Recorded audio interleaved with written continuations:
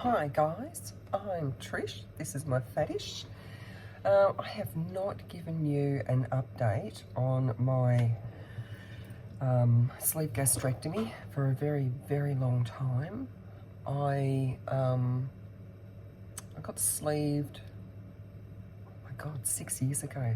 6? 5. 5 years ago now. It's worked pretty good. I was 127 kilos when I got sleeved. I had gotten down to about 85 kilos when I was lap banded, and then the lap band failed and I had it removed, and I just ate like no one's business because I could, and regained a lot of the weight. I went back up to 127 kilos. When I got sleeved, I got back down to, I think I did get back down to about 85 or 86 kilos briefly. But I was at the time seeing a guy who was fucking psycho, literally a fucking psycho. And I'm an emotional non-eater, so I think that's why the weight dropped quite low. Now I'm back up to, I weighed myself yesterday, I think I was about 110. My weight goes between about 110 and 112, so I did regain quite a bit, but I have not regained to 127. So, you know, I was at the Alfred a couple of weeks ago and I'm still considered a success. I am obese still. I consider myself now like a plus size girl again, but not like a size 24 or 26 plus. I've got, what am I wearing? I'm wearing, this is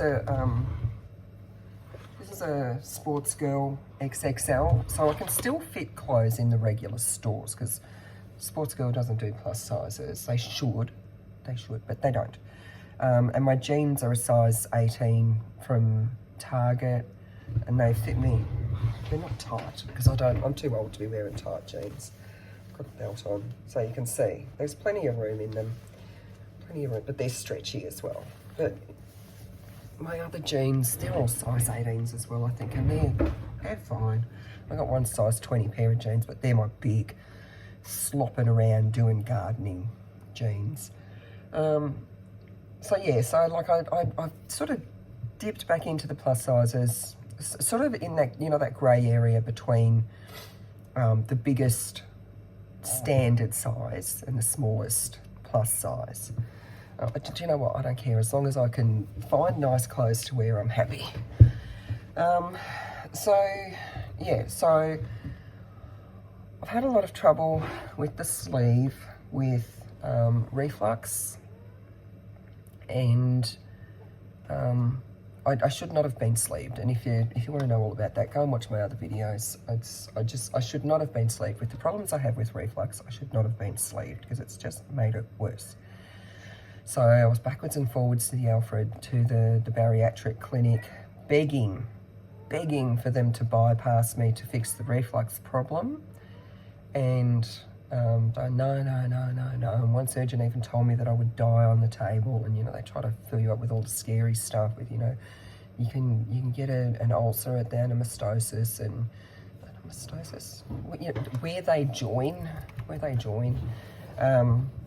I've just had a rough couple of months with a health scare. So my brain, I had good news today, so everything's cool. But my brain's still not really working beyond stressing and thinking that I was going to die. Actually, I didn't think I was going to die, but I thought I was going to be quite sick for a while.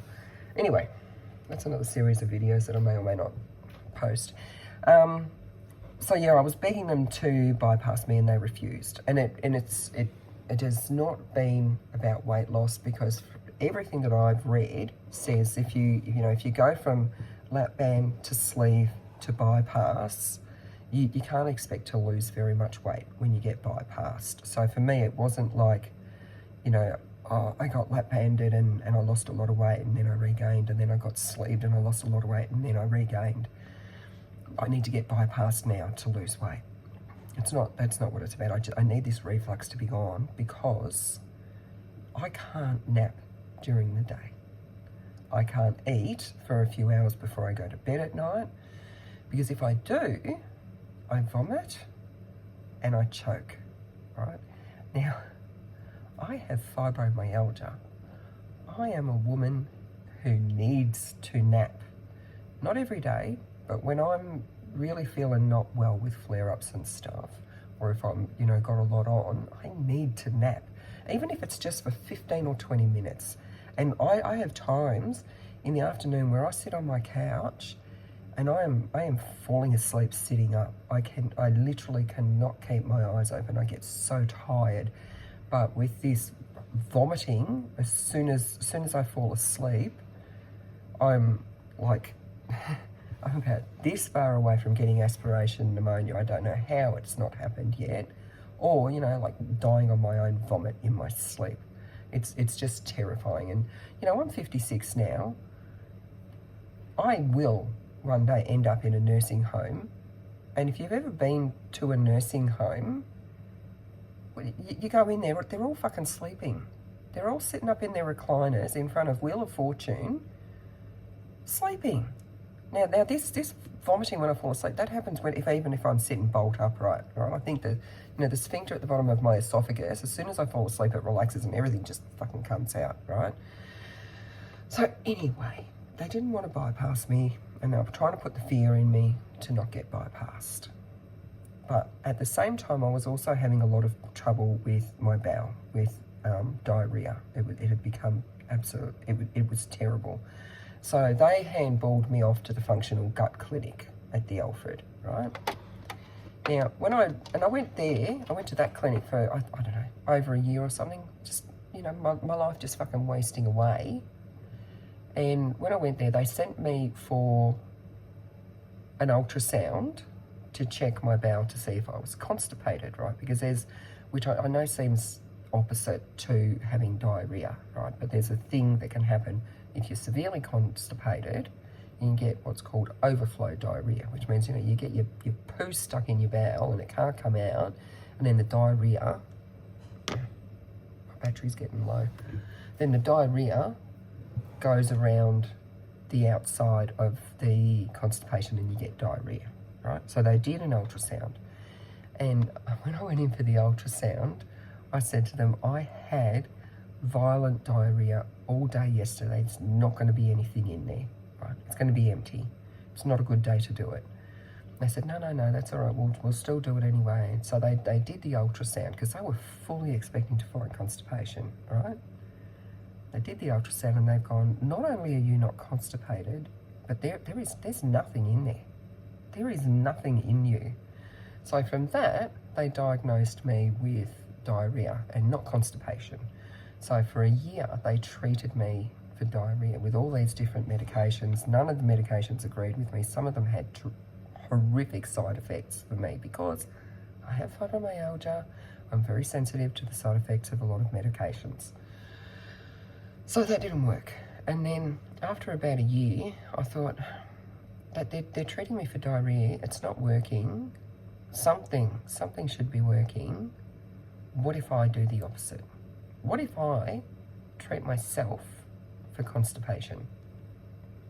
What is the easiest way that I know I don't have side effects to, that is very gentle for constipation? So I thought I'll take Movicol every day for just a couple of weeks to give it some time to see if it's going to work, right?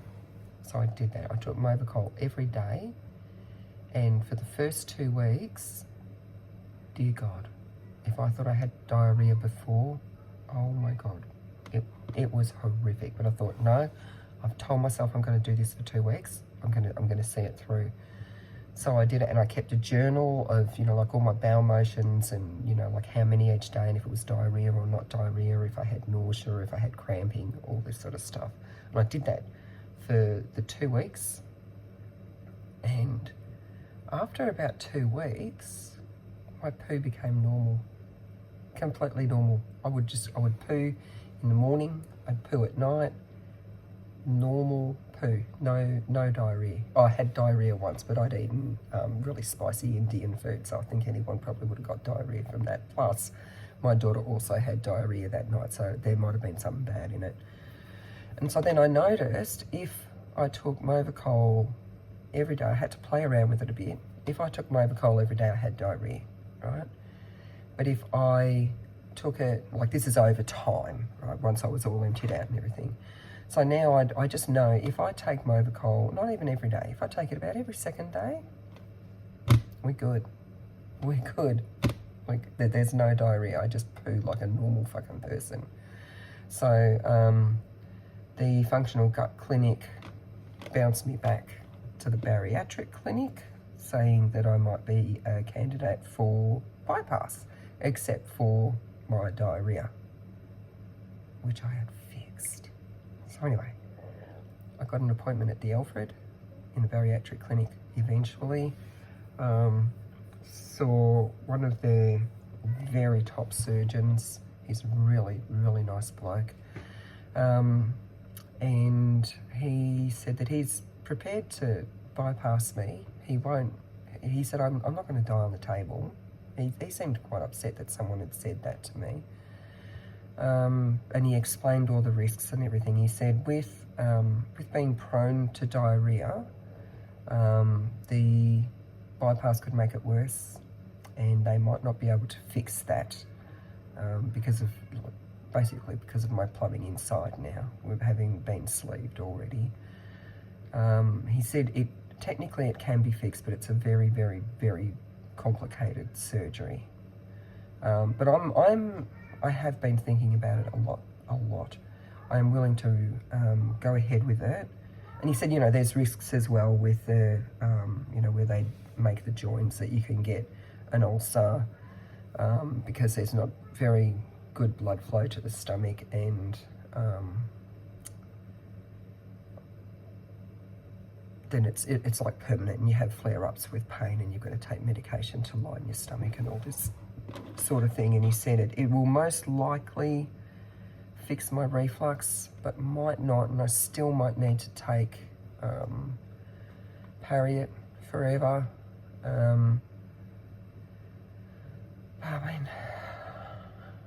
I probably will go ahead with it. And he did say this one does concern me, because I am frightened of having stomach cancer, particularly if I still then need to take Pariet, which can cause stomach cancer, because they leave the stomach in your body. It's just how the surgery is done. So it's all connected up to the blood supply and everything, which is why they leave it in there, because it's because of what it's connected to it. It's way, way, way too complicated to remove it all. But like normally the way they would diagnose stomach cancer is by putting a scope, like doing a gastroscopy and having a look in your stomach. But they won't be able to do that because there'll be, like short of cutting a hole in the side of my stomach, they won't be able to do that. So they won't be able to check for stomach cancer. So I can still get stomach cancer, but like I would never know until, like I was dead. Which does worry me, because I have taken Pariet for so many years that I don't know. I don't know what to do. But I'm having gastroscopy next week which he wants to do himself. He needs to have a look in there and see if I'm even suitable, like from an anatomical perspective, to be bypassed. So I'll go and have that done next week,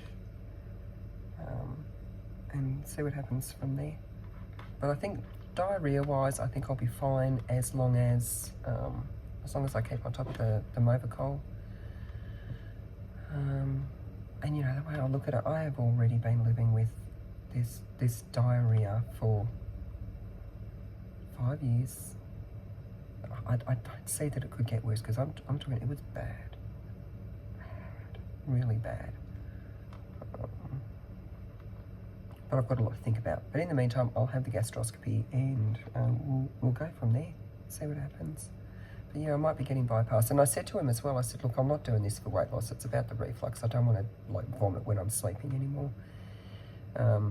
And I said to him, and I know, you know, from what I've read online, that I'd most likely only lose about 5 kilos anyway. And he said, no, you'll lose a significant amount of weight. And I was, really? And he said, yeah. And he said, it depends as well how much of my bowel, small bowel, they bypass. They can bypass anywhere from about 50 centimetres up to about 2 metres or 1.5 metres. They can bypass a varying amount. The more they bypass, the more weight you lose. So, but I was surprised, and I said to him, like, how much weight would I lose? And he said that I would probably get back down to about 85 kilos. And I was like, I'm really surprised by that. So, you know, I might need to also prepare myself, because I know from the past, having lost, you know, large amounts of weight, you've got to mentally prepare yourself for that. And, you know, that would be nice. I've got some really nice clothes in my wardrobe that I've kept that are, you know, like a size 12, 14 that I'd get back into. Really nice skirts, really nice shorts. But, you know, that's not my main purpose of it. It would be nice, be a nice side effect, but one step at a time. I'm learning one step at a time. So I'll update you next week, or like when I get the results or whatever, because, you know, he might get in there and I might go and see him and he might go, yeah, that's a fucking mess in there. We can't bypass you. So anyway, that's my little update.